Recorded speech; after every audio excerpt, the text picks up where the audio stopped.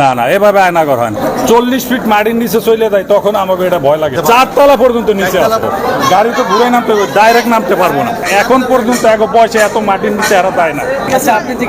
আমি তো বিল্ডিং কন্ট্রাকশনে কাজ করি, এখানে যা দেখলাম শুনলাম যে আয়নাঘর, আমি দেখতে আসলাম, কিন্তু এটা আয়নাঘর না। এখন হাই র্যাঙ্কসের বিল্ডিং হইলে নিচে এভাবে বেজমেন্ট হয়, এই যে লিফটের গ্যাপ আছে, আপনার নিচে এইভাবে গাড়ি পার্কিংয়ের সিস্টেম করে, যাতে জায়গা কম, তারা নিচে 2 তলা 3 তলা পর্যন্ত 4 তলা পর্যন্ত নিচে আছে। আমিও একটা বিল্ডিংয়ের কাজ করছি, এটা নিচে এরকম 4 তলা পর্যন্ত বেজমেন্ট আছে, বেজমেন্ট থাকে এখন। কিন্তু এটা আয়নাঘর না।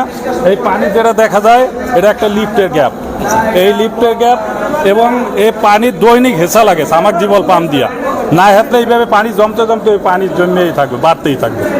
যেহেতু লেক পাশে, আরো পানি তো ঢাকা শহর তো 2-4 রাত মাটির নিচে গেলে এই পানি পাওয়া যায়।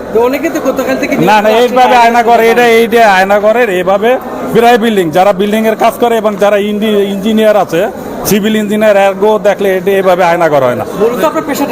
জি, আমি একটা ঠিকাদার, এই বিল্ডিং কন্ট্রাকশনের কাজ করি।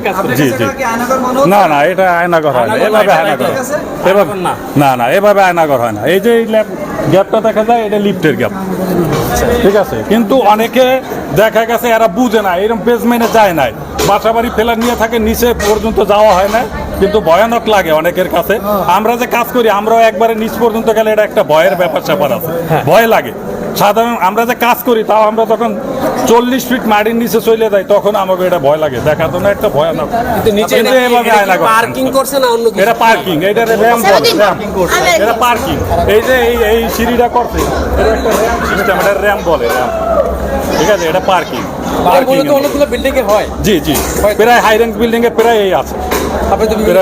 জি জি, প্রায় 4 তলা পর্যন্ত নিচে, 4 তলা জি, দুই ফ্লোর নিচে, 2টা ফ্লোর নিচে, 4 তলা ফ্লোর নিচে পর্যন্ত। এটার সিস্টেমে তো গাড়ি নিচে নামার কোনো, এই যে র্যাম আপনার রিস্কা নামাই, এরপরে তো নাই।